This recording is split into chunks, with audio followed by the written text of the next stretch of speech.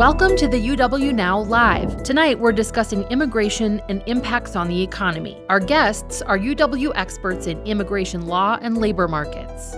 Erin Barbato is the director of the Immigrant Justice Center at the University of Wisconsin Law School. She is a 2002 graduate of UW-Madison and received her law degree from Marquette University. Jeffrey Smith is the Paul T. Hayne Distinguished Chair in Economics, the Richard A. Meese Chair in Applied Econometrics, and a professor in the Department of Economics. The conversation will be moderated by your host, Mike Knetter. Good evening, and thanks for joining us. We're here tonight to discuss a topic that's very much in the news at the moment, and that's immigration. We took notice in recent live streams that a number of our viewers asked how immigration policy changes were changing the landscape of the workforce and the economy generally. And we sought out some experts from UW to help us answer some questions. There's certainly some very emotionally charged enforcement actions happening around the country and especially in Minnesota. While very important, those actions are not our focus this evening. We're trying to understand the changes to immigration policy and the role those changes might play longer term for labor supply and the economy generally. Some of the things we'll talk about: how do recent changes to immigration policies and enforcement affect the flow of people into and out of the United States? How are changes to immigration, visa policies, and higher education funding impacting applications and enrollment of foreign students at U.S. universities and UW in particular, and possibly what it's doing to faculty recruiting and retention efforts? Also, how do these changes influence labor supply, workforce quality, and economic resilience? We'll, of course, ask your questions too, and you can drop those into the live chat. So we're going to begin tonight with Erin Barbato, and she is the director of the Immigration Justice Center at the UW Law School, to give us an overview of some changes that have happened in the last year. Erin, thanks for joining us on a Tuesday evening. Probably you would have been outside strolling around in the lovely weather we're having in Madison, but instead, you're here sharing your expertise with us. So thanks for popping in. Thanks so much for the invitation, Mike. And thanks so much for everybody who is here tonight to learn about some of the recent policy changes and procedure changes in immigration law. I cannot cover everything in this amount of time, but hopefully I can talk a little bit about how the past year has changed some of the fabric of our immigration system. So I'll start with a brief overview of the immigration law in the United States, touch on the southern border and the dynamics, focus on some of the immigration enforcement actions and the changes to immigration detention. And then, as Mike said, I'll talk a little bit about USCIS processing, which does relate to students and UW, as well as H-1B visa holders, and then just a little information about current refugee resettlement. So I'm going to go quick overview, 2 minutes. Normally this takes me a whole semester to teach in class, but I hopefully can just give you a little bit of information to give you context of what we'll be talking about. So who is eligible to come to the US? One thing that many people don't know is you cannot just come to the US for any reason. You have to, if you're a foreign national, in order to come to the US, you have a visa. You need to have a visa. When we talk about visas, we talk about non-immigrant visas as well as immigrant visas. Non-immigrant visas are temporary.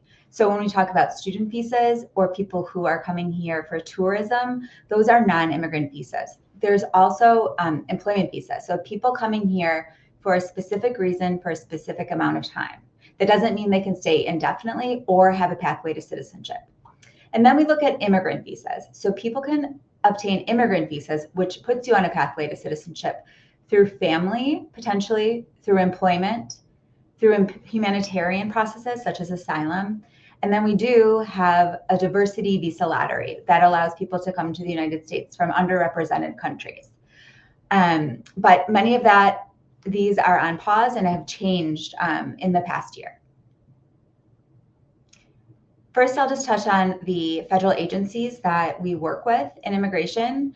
After 9/11, our government created the Department of Homeland Security. So we work with U.S. Citizenship and Immigration Services. That's a benefits arm of our immigration system, meaning that they provide ways for people to apply for citizenship, as well as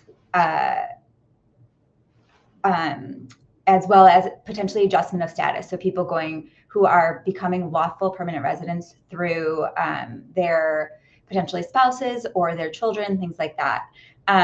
We also work with U.S. Custom Border Protection. They work at our ports of entry generally, but we have seen them in the interior more over the past year.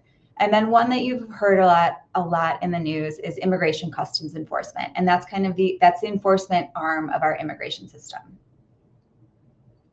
We also work in immigration court, which is under the Department of Justice, and that's for us here in Wisconsin. We go to immigration court in Chicago. We also work in Immigration Department of Children and Families, so the Office of Refugee Resettlement. They manage unaccompanied minors. And then the Department of Labor, that is involved in most employment-based non-immigrant and immigrant visas. So first, I want to start with discussing the changes at the southern border. So right now, there has been declared a national emergency at the southern border, which has allowed lots of enforcement to be done there, including armed forces. So you can see in the squiggly line that goes up and down, it is at a historic low right now because the number of border crossings have decreased substantially over the past year. Here's some information from that displays the number of migrant encounters generally with Custom Border Protection on the southern border between 2014 and 2025. Well, actually 2026, it's just beginning, but you can see the purple is people who present themselves at a port of entry, and the kind of teal number is the number of people who would cross what we call irregularly. So they would try to cross into the United States without authorization to potentially seek safety here or other reasons for crossing. But you can see how there have been dramatic changes in the past few years. Under Biden, there were a number of people that did present themselves at ports of entry. That was one of their goals, was to get people to try to process for particularly asylum at a port of entry. But that has changed again recently. I want to talk a little bit about interior immigrant enforcement, which we're all probably seeing quite a bit on the news. I mentioned ICE, so Immigration Customs Enforcement. They have increased their interior enforcement and their role in encountering individuals who are not here potentially with authorization in the United States. So ICE enforcement over the past year has changed in a number of ways, but I would just like to highlight three kind of major changes that we've seen and have led to some of the larger numbers of deportations as well as arrests and detentions. So under prior administrations, there were enforcement priorities. So people, so for example, under the Obama administration, he famously said, felons, not families. And under President Biden, there was more focus on people with criminal convictions. Under this administration, the priority is enforcement of anybody who is here without authorization. Additionally, we have eliminated through an executive order what we previously called safe locations. So schools, churches, hospitals, sometimes courts, where ICE would not have enforcement actions. That has changed. That's been eliminated. So those places are no longer forbidden for ICE to conduct enforcement. And then what I'll show in the next slide is a large elimination of people that were here with status, and now they're not because this administration eliminated their status. Under the Biden administration, a number of people entered the United States with parole and were then placed into immigration proceedings. So they were in deportation proceedings. And then we're here on parole, so they have their work permit and we're allowed to be here. That has been terminated. So everybody that was in that process is now deportable. We also have humanitarian parole for Cuban, Haitian, Nicaraguan, and Venezuelans. That was also a Biden policy that has been terminated. And people had work permits and were permitted to be here for a number of times while waiting for their court hearing, and now they have lost their status. A very large change also comes from the cancellation of a number of this twilight status, meaning people are here with authorization, they can work, but it's not necessarily a pathway to citizenship. But temporary protected status for nationals of all of these countries that are listed there. So a huge new number of people have now become deportable. If we look at the numbers in general, we can see some substantial changes and what this administration's, some of their goals were. So you can see formal deportations in 2024 were around 270,000. And this fiscal year of 2025 was close to 600,000. We are now tracking self-deportations, meaning people that choose to deport without a formal order. There were about 1.9 million in the past year. And what is coming out of this is that we are leading towards what's called a negative or a net migration, which means there will be less people coming here in the future. ICE detention centers, we as a country detain more people in immigration custody than any other country in the world. ICE detention has increased substantially over this past year. In Wisconsin here, we have one current official detention center, but there are a number of sheriff's offices that can also detain people without authorization to be here. Adult detention. We are now in a record number of the people that are detained. We've never had this many people in an immigrant detention center before. We've also increased the number of detention facilities. So for example, in 2024, there were about 125 facilities. Now we're looking at 236 facilities. And the number of people that are detained on a daily basis is close to 73,000. The administration was focusing on, dangerous immigrants and all of the above. But as we can note from this data is only about 26% of the people do have a criminal record who are in detention.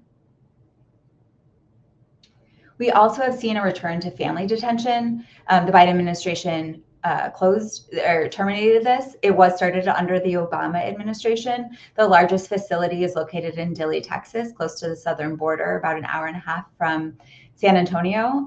This is where they can house up to 2,000. Generally, it's women and children in an immigrant detention facility.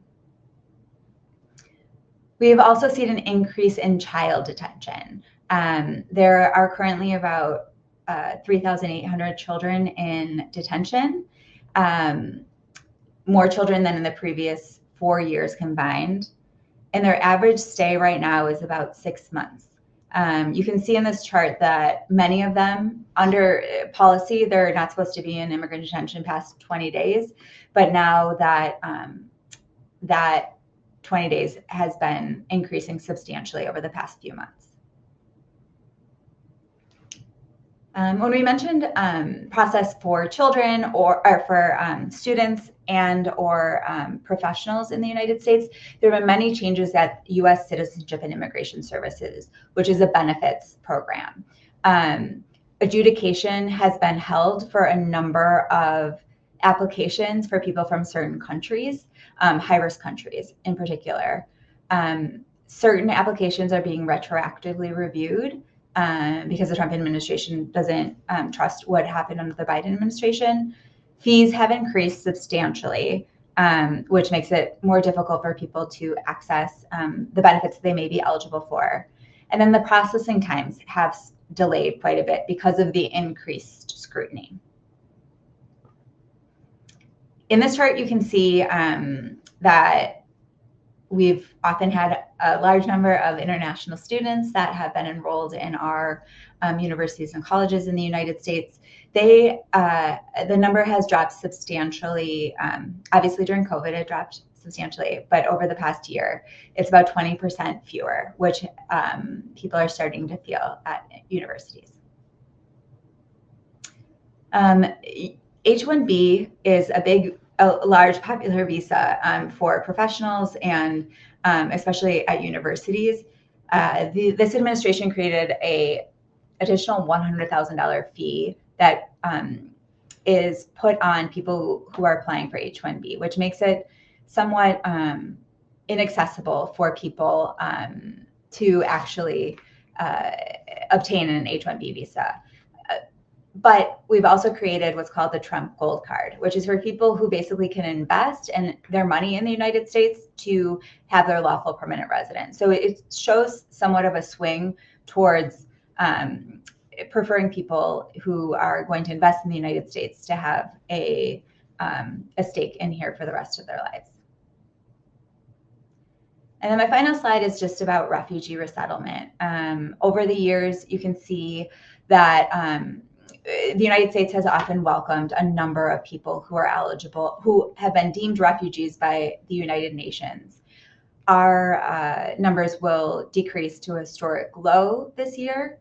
From February to October 2025, we only admitted 506 refugees, and 342 were white South Africans, which for this upcoming year, has been allocated special preference for people from there. All right, Erin, I think that concludes your slides and your remarks. Thank you very much. With that, we are going to move on to Jeff Smith, who's going to talk a little bit about the actual flows of people across the border and how that impacts the labor market, and give us his outlook. So, Jeff, take it away. Thanks. I haven't done this before. It's fun. I'm looking forward to the question and answer period, so I will try not to take too much time. I'm going to start with, I guess, some data. This is taken from a CBO report. I guess they do this every year. They look at population trends and they make forecasts. And the solid line is net population growth in the United States. You can see that the right-hand part of the figure is forecast. The left-hand part is history. Net immigration is sort of the light lavenderish color, and the more kind of blue, purpley gray color is births minus deaths. And what I would like you to take away from this is that population growth is projected to go to zero in 25 years or so. And that zero population growth will reflect declining births minus deaths of natives plus immigration. They will roughly balance out. That is the CBO's projection. This is some data on documented and undocumented or unauthorized immigration that I found. The blue line is the flow of legal immigration. So this is the number of people being granted permanent resident status in the U.S. by year. And you can see it's pretty steady at about 1 million people a year, except during the pandemic, not surprisingly. The red line, which is not for every year because there don't exist estimates from this source for every year. These are from the Pew Foundation in DC, which is a very sober, serious kind of place that estimates the number of undocumented migrants periodically. You can see that number has risen substantially in the period since 2019. Now, my AI friend that helped me with this graph has chosen the axes in a naughty way because it's chosen them to exaggerate the growth in the stock of undocumented migrants. But even without this sort of exaggeration that's induced by choosing where to put the y-axis, there's been a huge increase in the number of undocumented migrants in the U.S. since 2019 of about 5 million people. And that is a lot. So I've already said the first two things here. The declining fertility of the natives has to do with one of the policy implications that I want to say something about, which is that in the U.S., our Social Security system is a pay-as-you-go system. Current workers pay for the benefits of current retired people, right? There's this sort of facade about trust funds and the like, but in fact, the way it operates is a pay-as-you-go way. And the system was designed, and not unreasonably for the time, with the belief that people were going to die younger than it's turned out that they do, and with the belief that the population, the working age population, would keep growing, which, as you saw in that forecast, it is probably not going to do. And so Social Security is in trouble fiscally, and there's a lot of things you can do about that. I've listed some. You can increase taxes, you can cut benefits, you can increase fertility among natives, though this literature suggests that that's very hard to do in developed country contexts. You can switch to a forced savings scheme, but that doesn't help with the current cohorts. Or you can increase the stock of workers who are paying into the retirement system by letting in working age migrants. Now I want to turn to other work on the sort of the costs and benefits of immigration that's been done mostly by economists. I'll start out with the labor market impacts of immigration.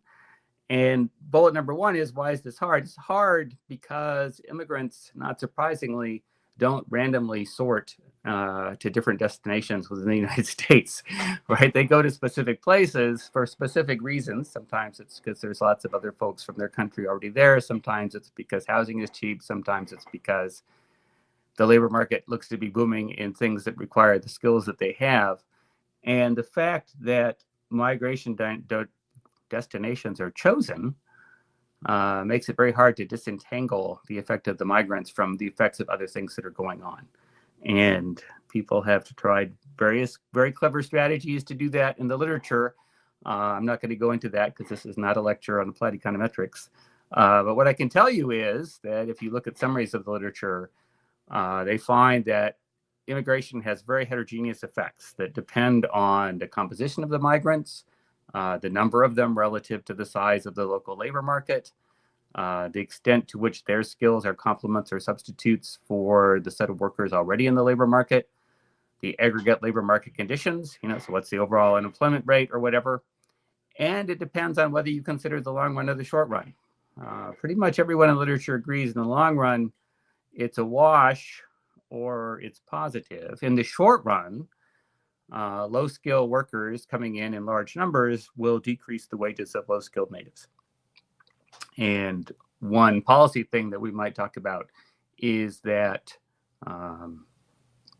we probably have not done a very good job of compensating the losers, as we tried to do when workers are impacted by international trade, for example. We have the Trade Adjustment Assistance Act that tries to help workers whose jobs are negatively affected by trade. We don't really have anything like that for workers whose jobs are affected by immigration. This is from a National Institute of Justice study that was commissioned that looked at arrest rates by immigration status in Texas over the period 2012 to 2018.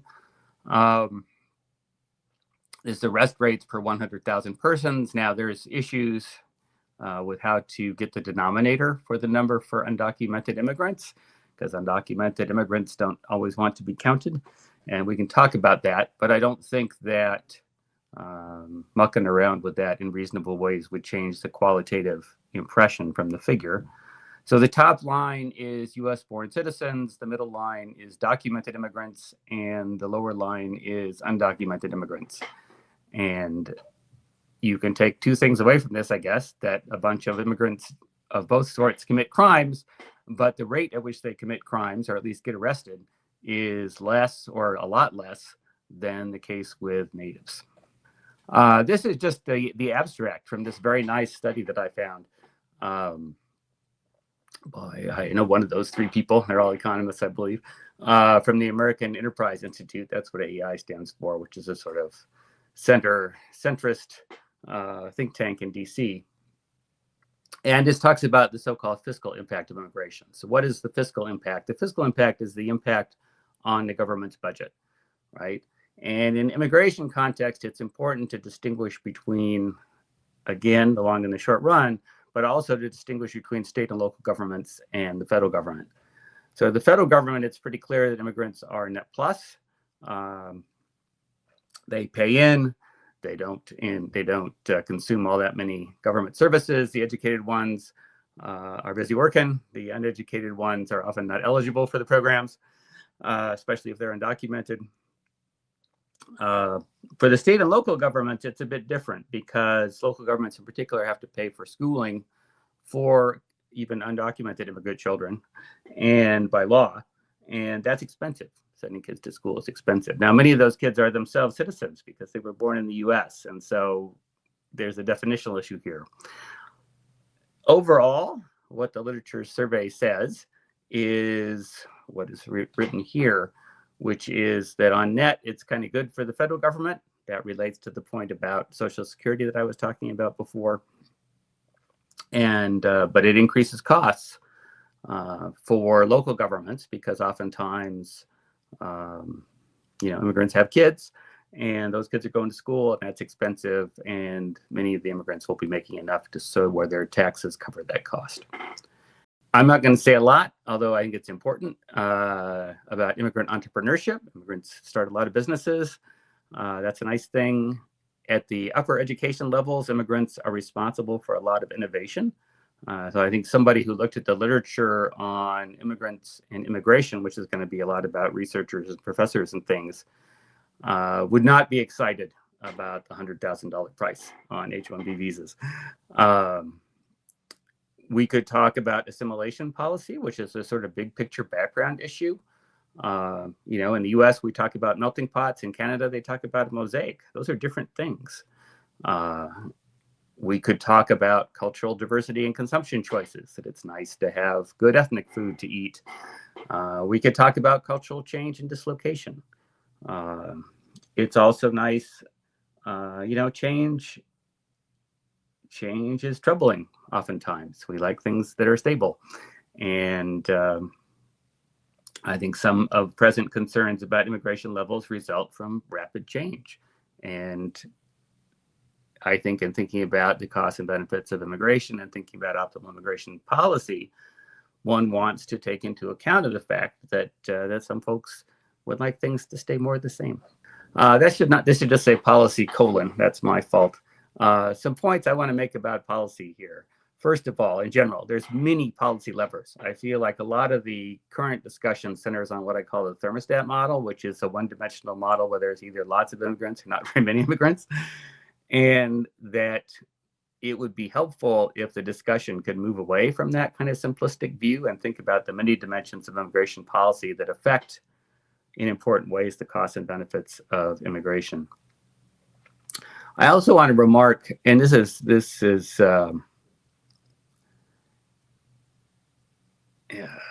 something that hasn't come up so far, which is that it's particularly in regard to immigrants from Latin America, and particularly from Mexico. Historically, there's been a lot of what's called return migration. People come, they work for a while, they send money back, they go home, they come back, That's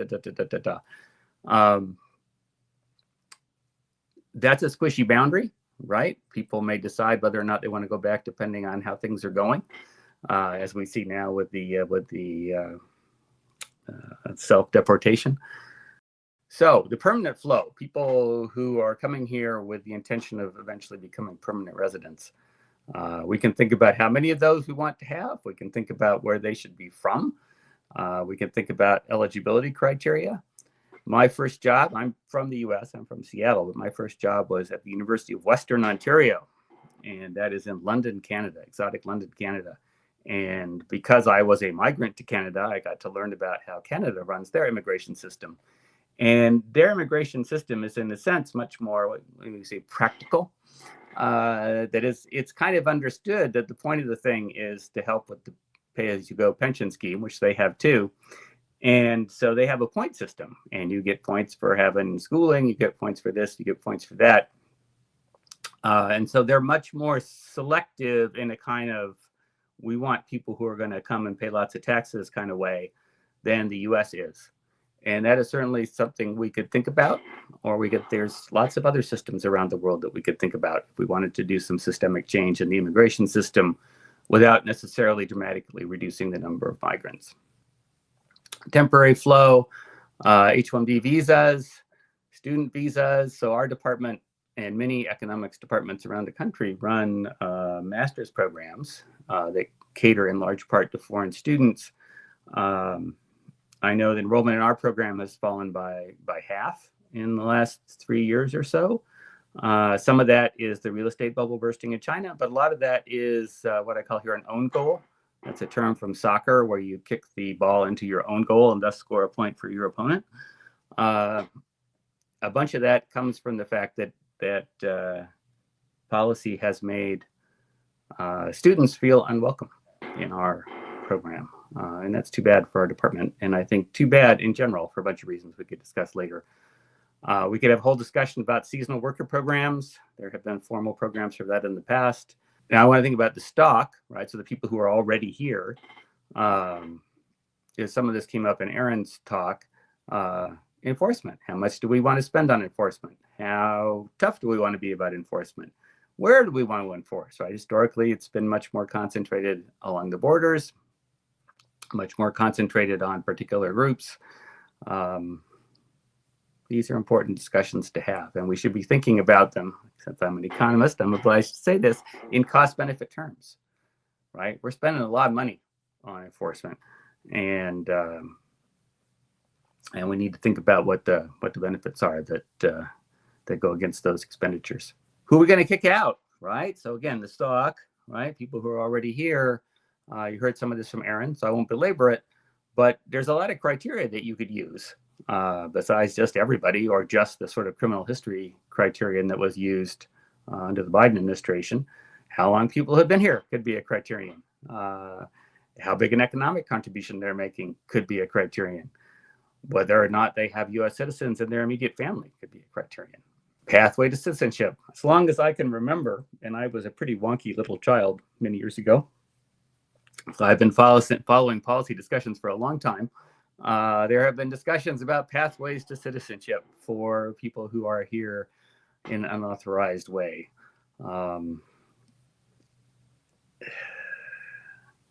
We should be thinking about that too. And that too has many dimensions that we want to think about. So cost benefit thinking, I think, is important here. I haven't heard as much of that as I would like in this domain for a long time, not just in recent years.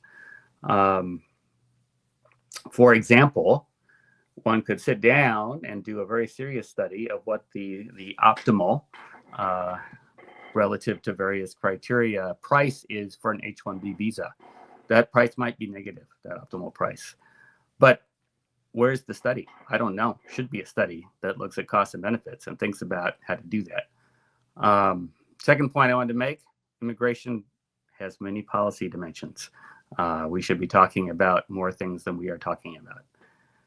Point number 3, and this is kind of lurked in the background, is that there is some value to stability on all sides, right? Stability allows people to make investments or to want to make investments, right? In an unstable environment, people aren't going to want to invest. I don't hear that discussed enough in these immigration discussions, especially in what to do about the stock. All right, compensating losers, domestic human capital investment, right? To the extent that there are negative effects of immigration, they seem to be primarily among low-skill natives. There's lots of reasons to want to improve the skills of natives. That's something that we can do. And then I want to say one more time, we need to be doing something about Social Security and Medicare before they run out of money. And that intersects with immigration policy, although that's not the only way to address those problems. Thank you. Thank you, Jeff. You certainly gave us a lot to think about, and we've got some questions pouring into the chat. There's a couple of things that I want to circle back to just briefly that were cited by each of you. And first of all,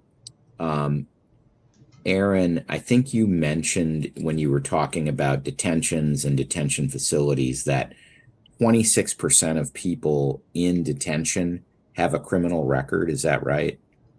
And the statistics we were looking at, yes. So currently, yes, that's what the fabric of the kind of more or less today. That's how it sits. Yes, and then, as of today. Mm-hmm. Jeff, you had some other statistics about just the propensity for crime, and I just want to make sure we all understand what those charts were showing. And so the crime rate per, I don't know if it was 100,000 people, when you had, native citizens, that was measured against the total population of native citizens, not the total population. So it isn't just that there aren't as many immigrants or undocumented immigrants, it's that relative to how many of each category of person there are, the crime rates are higher for natives than they are for legal immigrants, than they are for undocumented, with the caveat that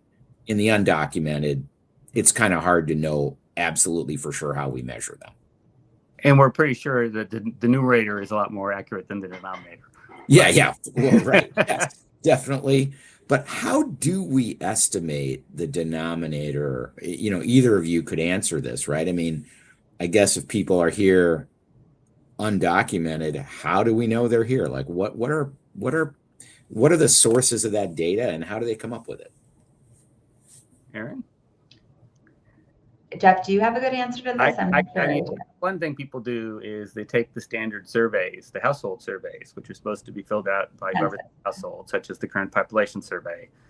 And then you can there's no question on there for, are you an undocumented immigrant? But there are questions that predict that.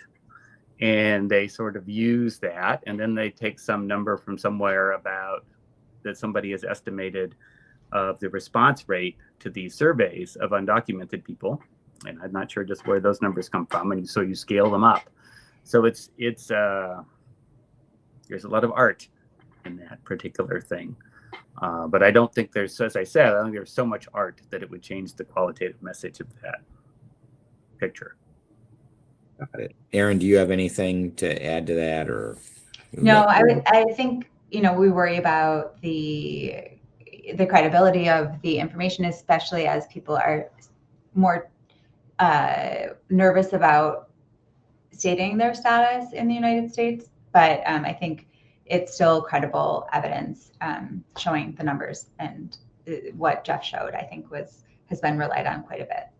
And I think I saw on one of your slides, Erin, you thought 12 to 13 million total is the ballpark estimate today.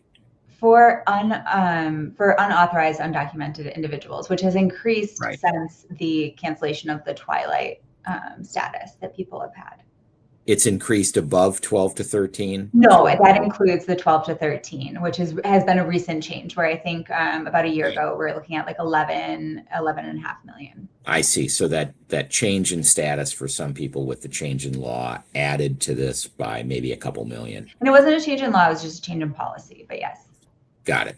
And then I was going to say the Pew number that's in my figure for 2023 is 14 million. So that this is giving you a sense, right? These are both credible numbers. Like people are trying to get it right, and they're differ by a million people. By a million people. Yeah, same ballpark. And then why was there the big increase in unauthorized in recent years, besides this change in policy adding a certain number? Was it border crossings? What explained that? That was a question from Erin Haig, by the way, in the chat.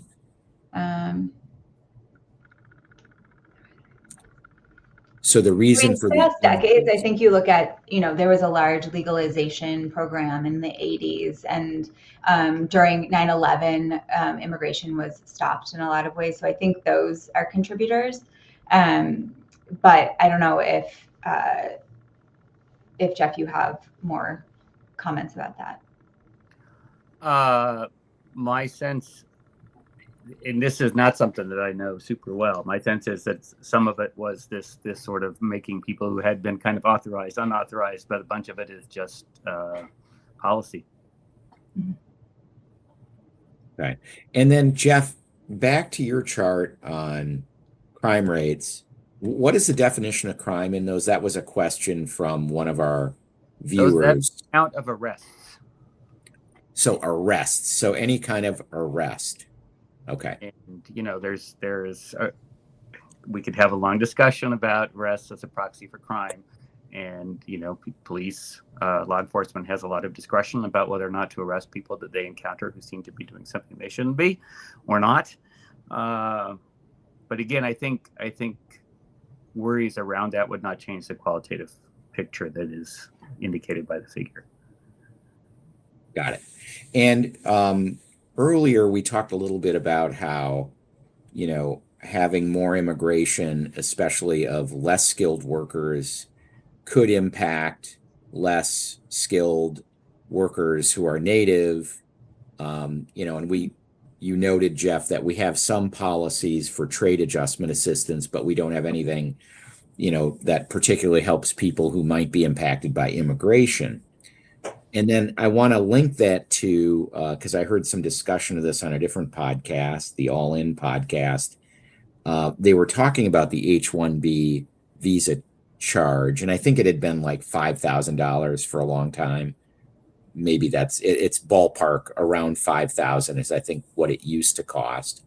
And then they've talked about, and maybe they've implemented the $100,000 cost. And the discussion that I heard was, well, a lot of times employers have to attest that the worker they're hiring is someone who, is unique, and that I couldn't get a native worker with the same skills. And the thinking is, well, if the person can't generate enough surplus value for you, then maybe they aren't that unique. And so maybe we should have a higher price. Do you have thoughts about, is there some rationale to raise the price of an H-1B visa? And, I also note that you said maybe the optimal price is negative. So tell me what you think about that. This is a literature that I'm not, I just don't know. And now after doing the show, I'm kind of curious to go try to look at and see what the foundation is of both the old price and the new price, right? And I think my sense, and Erin can probably correct me on this, that the old price had been there for a while. So maybe it had some sort of justification. The fact that 100,000 was picked and is a very round number suggests that it was picked out of the air to me. But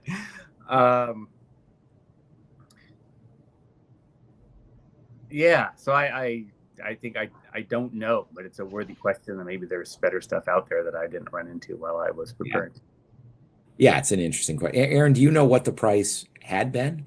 No, I mean, I don't know exactly, because I don't work directly with H-1B visas. There is a fee. There's a fee with most applications with immigration, whether it's someone filing for naturalization, they're going to pay around $1,500, $2,000. There is always like a service fee for going forward. But something when you're putting $100,000 on an H-1B visa, when the person might not even be earning $100,000, I think that shows some discrepancy in what the point of the additional fee is, and including the universities and nonprofits that often hire H-1Bs, they're never going to be able to afford that. So it's really just blocking that option for a large number of people that otherwise would be eligible.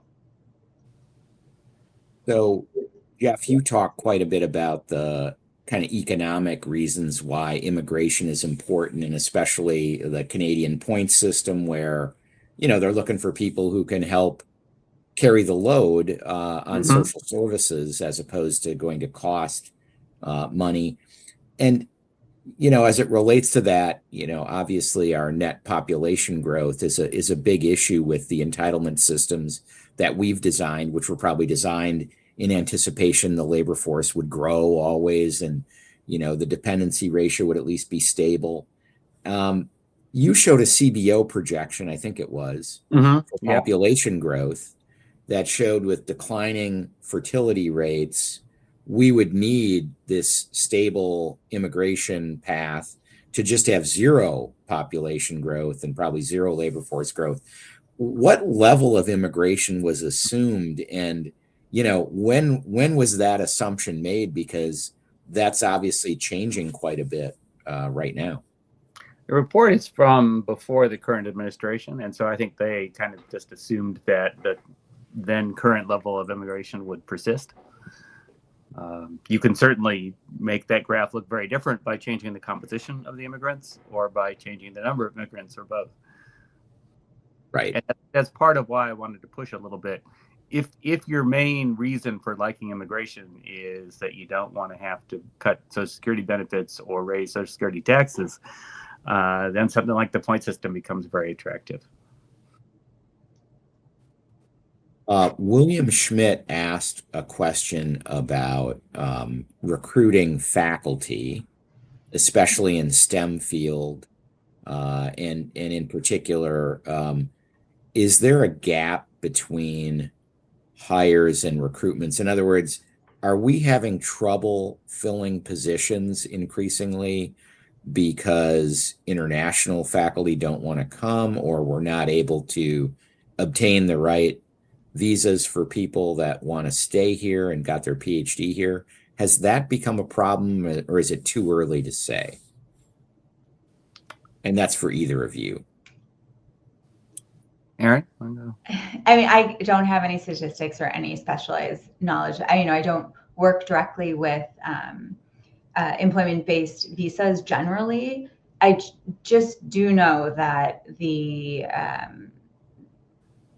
feeling unwelcome or unwanted or adding to the uncertainty of your pathway here in the United States has made a lot of people that I know personally nervous about their future here in the United States.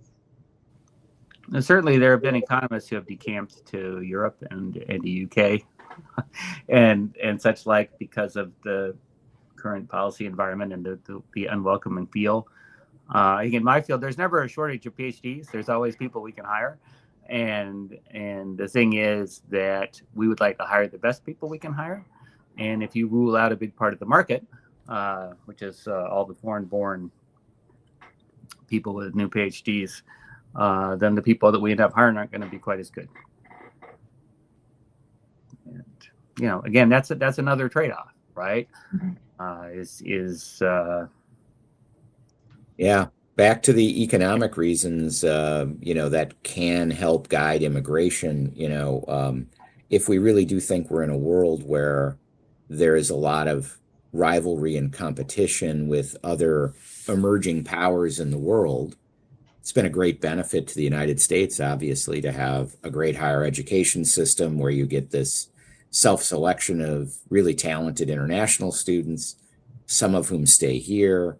And then even those that go back end up being very influential in their home country and often have a much more favorable view of the United States than the average person, since they studied here.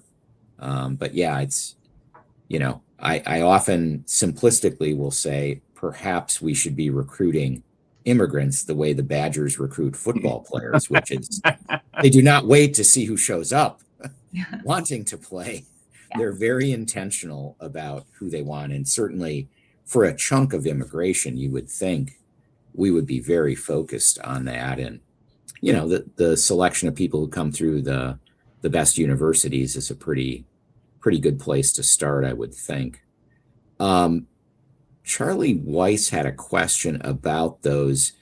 Erin, I think you mentioned you had a chart about deportations in recent years, and in 2024, there were a decent number of deportations, maybe not as many as 2025, but his question is it true that most of those in the earlier years were things that happened right at the border? In other words, people never really got into the country, they were turned back. So actually that statistic did not show that part of it. It showed the formal deportations from inside the United States. If you add the informal deportations from, or some of them are what's called expedited removal or kind of turn back, you would have very similar numbers than you have, like around 600,000, if I'm remembering correctly.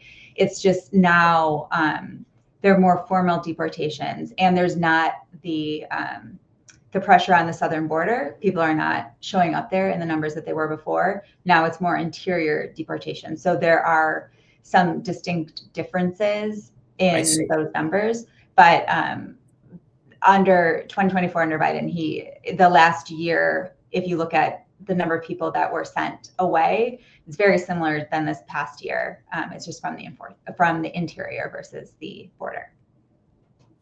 Great. So what do we have here? So yeah, Matthew Clark is chiming in and wanting, again, clarification from the graph showing arrest rates. It appears the combined arrest rate for immigrants is higher than the citizen arrest rates. Is that actually true? And it's not. Each category of immigrant has a lower arrest rate than native-born citizens, right? That's the way to think about that. And these are rates, right? It's the number, like for the natives, it's the number of native citizens who are arrested divided by the total number of native citizens in Texas. And right. Documented migrants, it is the number of documented migrants in Texas who are arrested over the total number of documented migrants in Texas. So you don't really want to be adding them up. Right. Yeah. So if the denominator was the same for all of them, which is like the population of Texas, then you'd say, well, there's more natives than there are immigrants. And so, of course, there's more arrests. But that's not what the chart is showing. That's correct. That's correct. The arrest rates are higher for natives than for either category of immigrant. Okay. I think that would be surprising to most people. Why, Charlie Weiss, why is it assumed we need a constantly growing population if it is simply to pay the debt incurred by the current population? Maybe we should work on that instead. Well, you did suggest, I think, Jeff, one thing we could do is increase taxes, decrease benefits. But there's lots of ways to deal with the problem that the system is going bankrupt. And immigration is just one of them, and probably only going to be a part of any solution. And maybe it's a small part, maybe it's a big part. But the system was designed kind of with the idea that the working population was always going to be substantially larger than the retiree population, so that the burden on the current workers was not exorbitant in paying benefits to the current retirees. Yeah, so it's more in the design of the system, Charlie, that we need a constantly, growing population and have, more workers than retirees. And of course, with longevity increasing, et cetera, it's caused some real stress on that system. And I guess we've seen through revealed preference that politicians have a hard time removing the candy from the electorate. And so we keep kicking that can down the road, which is pretty dangerous. Charlie asks, are you saying the design of the system is a Ponzi scheme? Well, that's maybe a slightly strong word for it, but a little bit.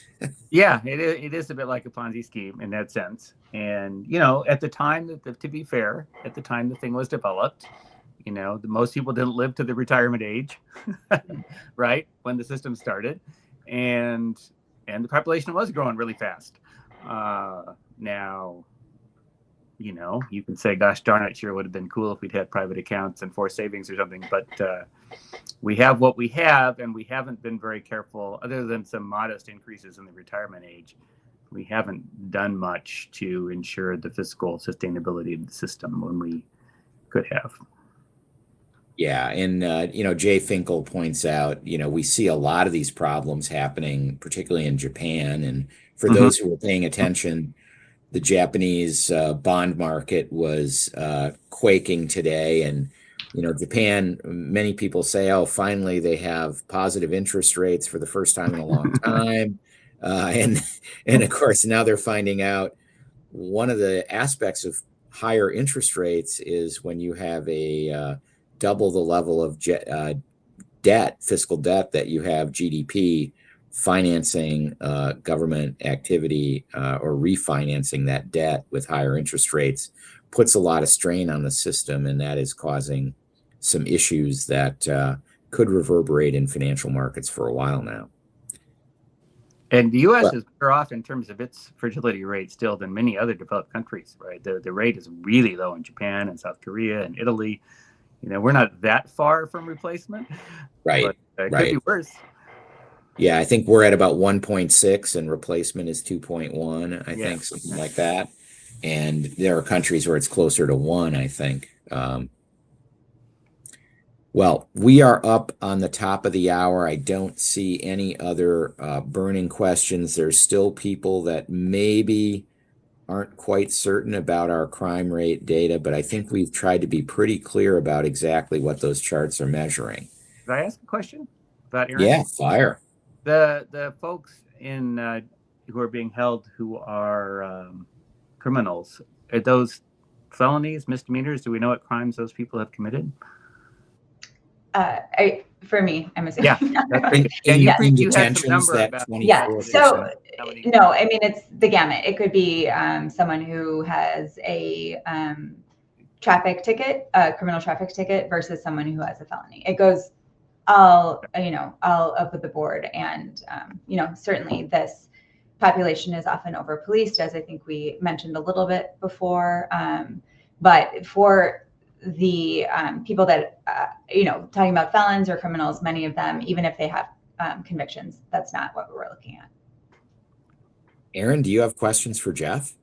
Oh, so many questions. I need him to teach me about economics. I'm like so lost in all of it. I'm so into the humanitarian nature of the law and serving people, but I want to be more fluent in talking about the economics of immigration because I think it really speaks to people. So I really appreciate, Jeff, the information that you shared and the work that you do. I might mention that David Card, who won the Economics Nobel Prize a few years ago, has a whole book on the economics of immigration. I have to read it. Okay. You and others might find of interest. Okay. Well, thank you both for sharing your insights tonight about both the law and the economics of immigration. I think this is a great discussion. We had lots of audience questions, and I think there was some really interesting data shared. So I want to thank both of you for taking time out to organize some thoughts about this important topic and share your expertise this evening. So thanks for joining us. And I want to thank our audience for being with us again this evening. We'll keep trying to bring you interesting and timely topics and important topics. There are a lot of them, but we'll stick with our once a month frequency for now. But thanks for joining us and sharing your thoughts, and we look forward to seeing you again.